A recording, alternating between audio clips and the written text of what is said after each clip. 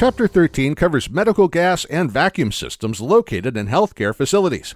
These piping systems are central to the health and safety of everyone in the environment, so changes in these sections are important. Some of the most substantial changes to the 2021 UPC are to Chapter 13.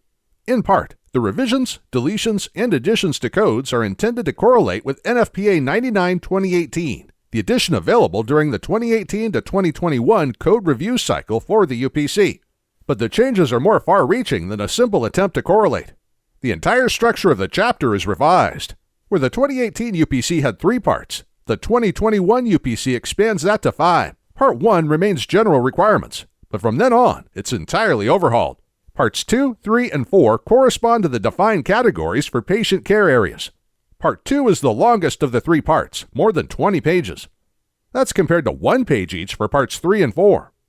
That makes sense, though, because Part 2 applies to Category 1 patient care areas where the failure of equipment or systems would create substantial risk for major injury or death of patients, staff, and visitors.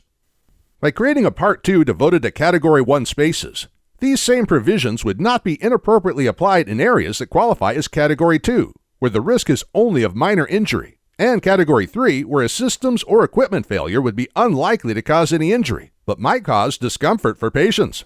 Category 4 are not covered, since those are spaces where a system or equipment failure would be unlikely to cause injury or discomfort to patients.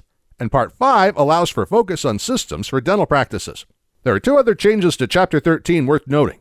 Substantial training and certification are now needed for a licensed plumber to work in infectious areas, except when performing routine maintenance or servicing. Given the recent events we've all experienced, this requirement is justified. The other major change has a similar goal.